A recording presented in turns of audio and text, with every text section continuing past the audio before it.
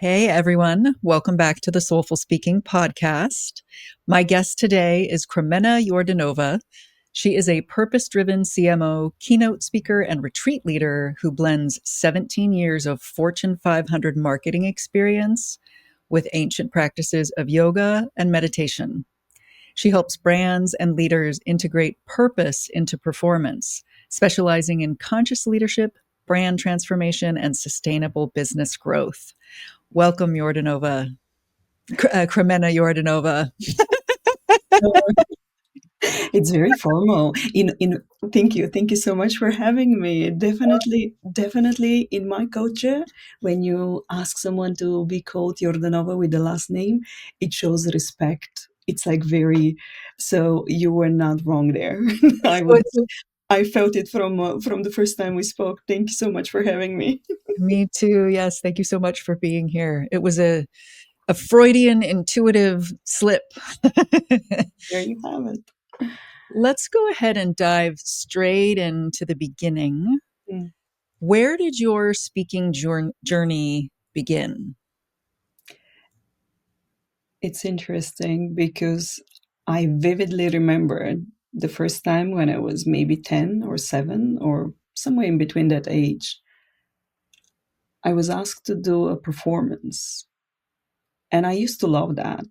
But that specific moment was that I would go there and I would forget completely everything.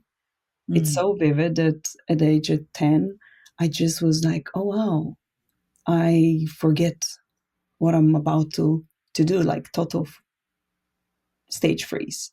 mm, And I did not manage to unblock this until very late, mm-hmm, until I actually really met yoga in my life. mm-hmm, And the love of yoga was so deep and so over consuming, so to say, that I had to be in front of people if I want to cue them, if I want to guide them. And mm, then by doing it every day, literally initially begging people to join me and later on having classes that are with waitlist, I mm-hmm, can kind of take it as it's just another thing you do. It's like just breathing. mm-hmm, Um, I do not have the freeze anymore as often, mm-hmm, or I don't think it really makes me that nervous, which mm-hmm. is something very fascinating because it's completely the opposite of how I remember it when I was a child, when I couldn't remember anything. Yeah, it sounds like you enjoyed it, and then you had this moment somewhere within 7 to 10 where the freeze happened. And then as you described it right now, it sounds like until you discovered yoga, you were actually kind of still in the freeze. I would And then it imagine it. was, Mhm. yeah. I would imagine it because even when you have to speak up in a boardroom, or even if you have to make sure that you're assertive enough or you are something else that you are, it Mm-hmm, was very difficult. It was mm, very difficult to put this, I'm now this different persona, I need to. Or it was, at least how I've experienced it, it was that, wow, that's just a mask. I'm here for a little bit and I'm performing this. So the two options were visible. But it's such a beautiful craft to be able to express yourself, to be able to feel understood as well, because mm, an audience will tell you immediately if your message lands or not. yeah. Um, it's so it's energetic exchange Mm-hmm, through our words and gestures and all of that. It's taken in or completely dismissed as a message. yeah. And I love it. I love it. Yeah.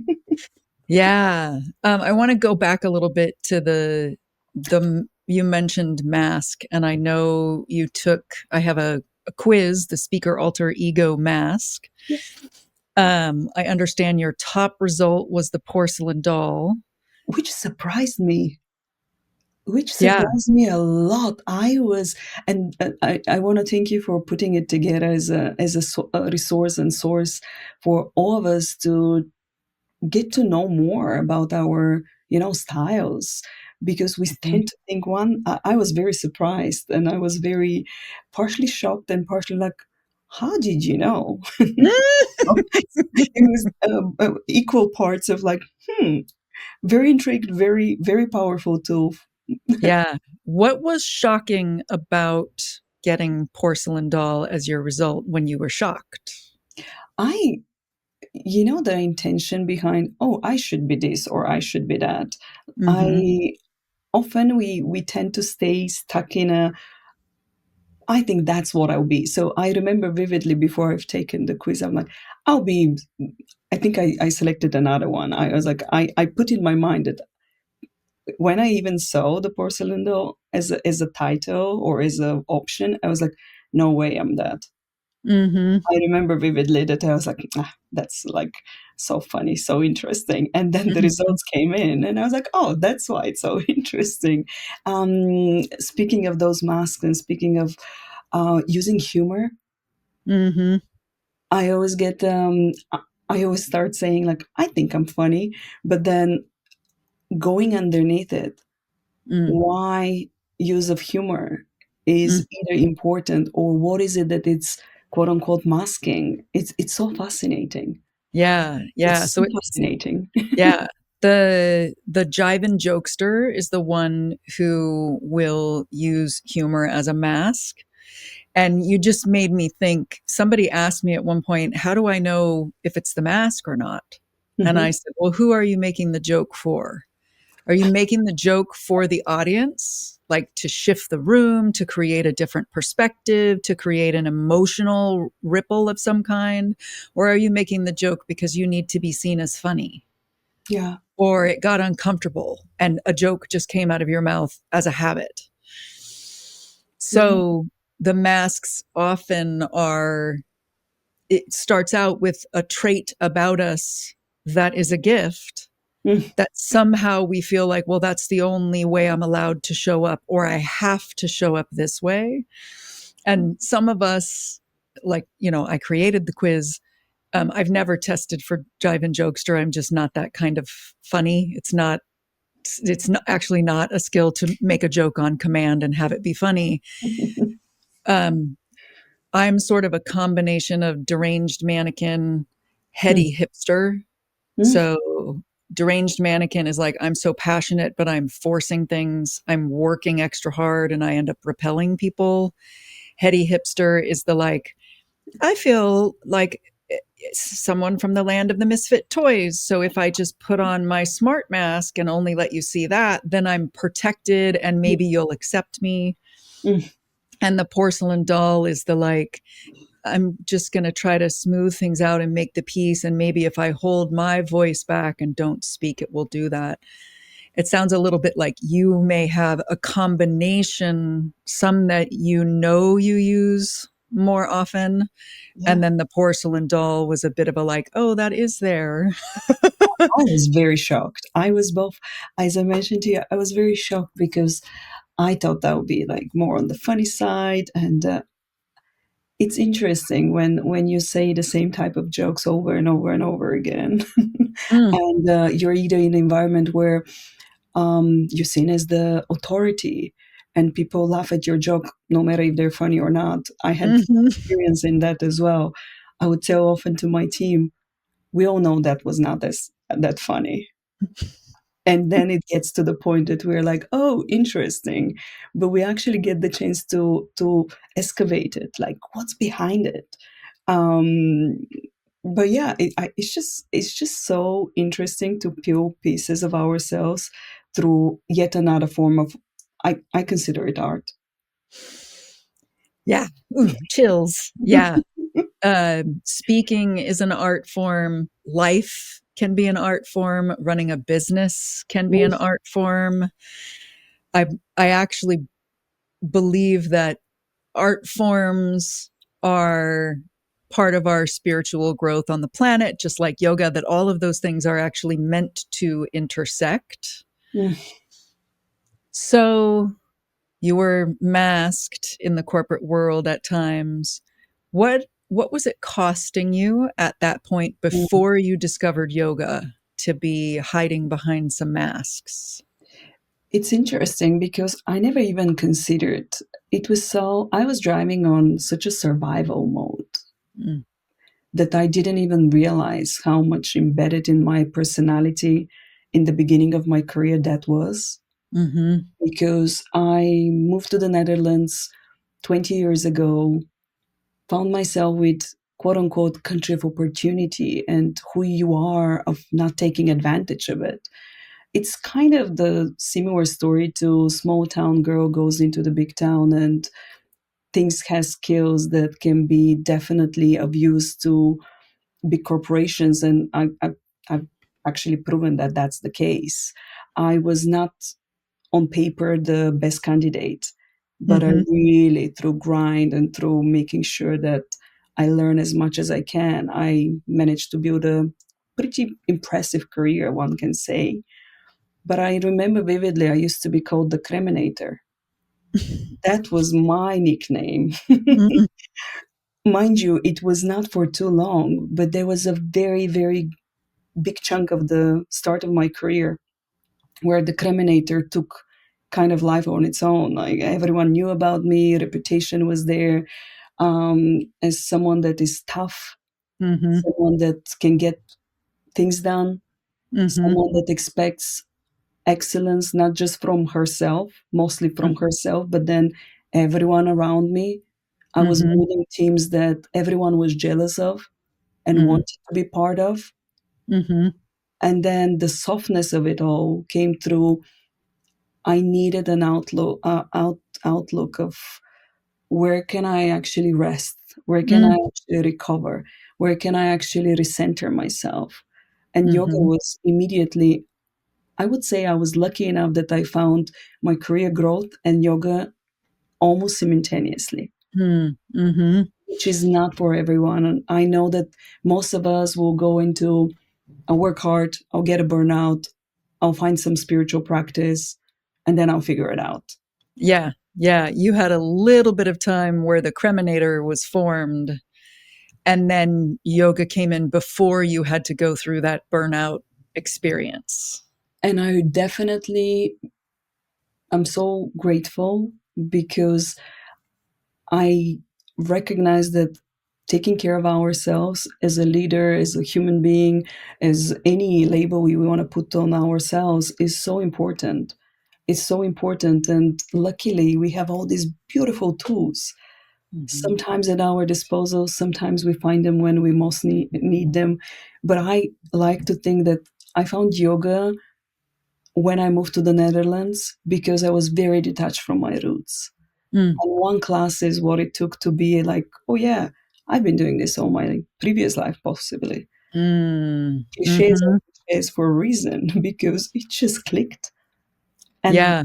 it just clicked. And I've been doing both ever since, like teaching, practicing, and leading and building communities and career out of my passions. Mm-hmm.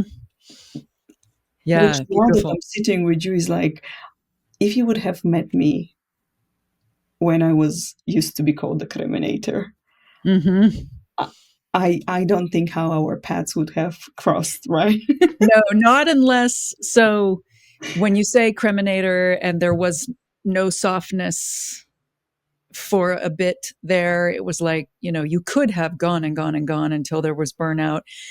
Um, I worked for a while in the Silicon Valley. Now that I'm 53 years old, it actually seems like it was a relatively short slice of time. But at the time, Yeah.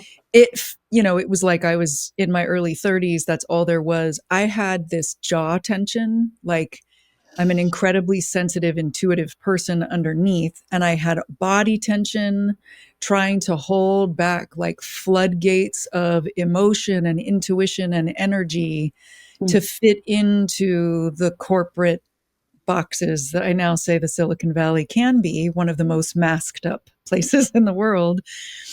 And when I left one job to go to another one, Mm. something opened, especially like I was leaving, but I stayed for 6 weeks because there was a merger happening. And it was like I Mm. could make it a smooth transition and get a bonus and then take 2 weeks off and then go to the new job. So it was like the jaw tension left in that building. And I would imagine that if we had met when you were the Kremenator and I had to, like, people said they would pass me in the hall and they thought I was angry. So Mm, if we had met then, we might have clicked in a different way. And it's not an accident that we're meeting no. now, because when you say Kremenator and I look at your face and I feel your energy, I believe you because I know so many people have gone through that, and you don't look like you have that Mm, hardness.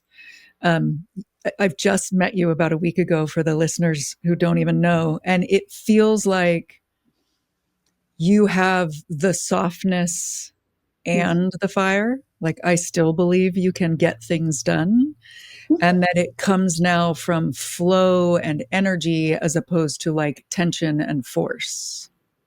yeah. And it feels so different. It feels How does so it feel different different? with interacting with others, Mm. with making sure that the best results are still there. Mm-hmm. And we don't even need to redefine the best results. What is best? Mm-hmm. It's just that the old narratives of like hard work and grind and pushing. It's interesting because I'm dialing in from a incubator that we're making sure that all the startups are pitching well and speaking their pitch of 4 minutes, and it's a massive competition. And the small things I can tell them as nuggets is be as authentic as you can be with the story you're telling, because Mm-hmm. people sense when you're like pushing or forcing or like we sense it. Mm-hmm. It's your vocal cord. You know better than me, but in terms of today, for instance, someone was announced like we didn't see them winning before. They literally stripped all those masks and all those pretension and all those things that they are not, Mm-hmm. and they were themselves, and they were telling the story not scripted, and it was something that had to happen for them, and we were Mm-hmm. there to witness it. And I thought that's pure magic. That's what it is. Yeah, I agree. I am lucky enough to spend the majority of my time doing some version of that with people, like watching when the masks get stripped away, the light that is the person. It's like the person is on a dimmer. So when I see them, they can be all masked up and I can still feel the flicker of the light underneath. And then the more they shed the masks and the veils and the armor, it's like someone is turning the dimmer up, up, up, up, up to its full potential. And it's very contagious. Mm-hmm. People want to be around people that are being themselves. And Yeah. I hate the word authenticity because we've been overusing it in many contexts, from marketing to all other parts of our lives. But it truly resonates with that's what it is. Today I witness teams being themselves, and it simply resonates. Yeah. Yeah. Yeah. It resonates more fully. I know authenticity is like, it's been a top value for me. And I've been in business for 17 years. In 2008, we did a values excavation exercise in a coaching class, and that was one of the top ones. And sometimes I use raw authenticity Mm, instead, to be like, that's part of, to sort of take back the word, the value that I love so absolutely. much. But truth, resonant, things like that. True you is like authentic you, but true you. Mhm. And it brings the point of when you step away from integrity, like how does it feel in your physical body? How does it sit with you? Yeah. We spoke about when we are maybe in positions where we need to feel like we have to defend ourselves. Of course, tension in the jaw, or for me, it was actually having my full body, like my skin, getting with massive urticaria. I Mm, didn't get into an official burnout, and I do this because we can call it breakthroughs, breakdowns, whatever, but my body was definitely telling me, you have to put boundaries. mm-hmm. So that my whole body would be with this like 10 days of horrible episodes where I'll be just like not able to function. Yeah. I'll be What is overworked. urticaria? Is it a rash? What A is it? rash, yeah. And it was just Mm. a rush of cortisol in my body, in my physical body, not being able to digest everything that is happening. Mhm. Because I would imagine that we rarely pay attention to how much emotions we need to digest in a one work day. Mhm. From running to your boss to speaking with allies to speaking to, I would make jokes. Here goes the jokes again. You never know when you enter in a boardroom, like who has your back, who doesn't. Mm. And it's so interesting because you have meeting before the big meeting, before the meeting, so realignments, and then you go to the actual meeting and you're like, oh, I was thrown under the bus. There was many occasions like that. And how Mm. you incorporate it in your body that you're like, oh, I need to disperse this energy that feels like I need to be on guard all the time. Yeah, Mhm. those were fun times. So how did Mm, your journey with the corporate world and yoga and digesting these mm. situations and finding your voice go? Yeah, I started my career in 2007. Prior to that, I definitely was doing some any job you can think of. I was in a cruise ship. I was in a so-called startup, although we didn't know what a startup is back then in Bulgaria. There was no version of what is a startup. Mm. It's not like in the States, Mhm. definitely not like Silicon Valley. But I would apply for so many roles. And I got the first job with Reebok and Adi. And I started my career in 2007 there. And I built it up. And in 2008, I was already teaching, Mm. mainly because I was doing yoga in the gym at the time that we had in the office in Amsterdam. Mhm. And someone just approached me and asked, are you the yoga teacher? And I'm like, no, I'm not. They're like, but would you like to be one? And I'm like, oh, what does it entail? Like, I really didn't know. I didn't comprehend what the question was or the ask. But I was teaching yoga twice a week after Mm. I've finished 2, 3 yoga educations that they send me to the States, which is great. I know that Mhm. most people go to India, but I was very fascinated to learn from how do we make it for busy people? How do Mhm. we make it for people that might not want to understand all the language? How do we maybe not even have all the props? Mhm. How do we really start with where we are? How do we start with what we have? How do we ask people to push, literally, physically push their desks away so we create space for our well being? Like, quite Mhm. literally. And how many times I needed to be begging for a place where we can store our mats, or when there was a sample sale, people will think that we're selling the mats and they will buy them, and I'll run behind them to bring it back. This was not for sale, just to have space for people to Mhm. practice. And I knew the power of the practice immediately because my mind is so busy, Mhm. busy all the time. If it's not gazillion projects, it's going to be the emails that I haven't answered. So Mhm. your question is like, how did you blend the two? They almost simultaneously happened, and I've noticed that the more I was practicing my personal practice, the Mhm. more opportunities came to me Mhm. for my career. I would see things before they happen, quite literally. Mhm. I was one of the biggest promotion I got was that they were, hey, she does yoga all the time.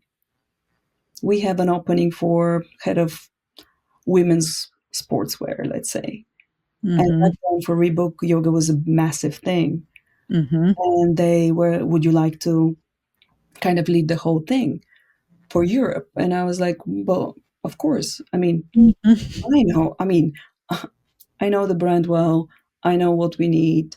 And that's how I entered back into it because I had many, many different positions in the organization, but that's literally how it opened up space for me. And it Mm-hmm. was very different from moving from corporate to be a keynote speaker. It was again a similar kind of attempt. I knew I needed to make more connections with people that do not sell shoes Mm-hmm. because I realized I that was my whole network. It's either yoga teachers or people that sell shoes, and there was nothing in between. And I Mm-hmm. saw those beautiful conferences, and I was like, "Oh, let me go there." And initially, I was thinking, "Oh, let's bring the whole team." So we would go as a team, but because the team budget goes very fast Mm-hmm. for three conferences and you don't have budget anymore, I started negotiating with the organizer saying, they're like, if you want to speak on our either podcast or platform, we'll give you tickets. And I was like, that's great. I'll take the tickets for my team. And that's Mm-hmm. how it started. Yeah. I hear lots of synchronicity and flow in the journey. Once you discovered you've got people coming up to you saying, "Do you teach yoga?" Sign from the Mhm. universe. "No, I don't. Would you like to?" You say yes, follow that path, and these things are blending together with a lot of flow and ease.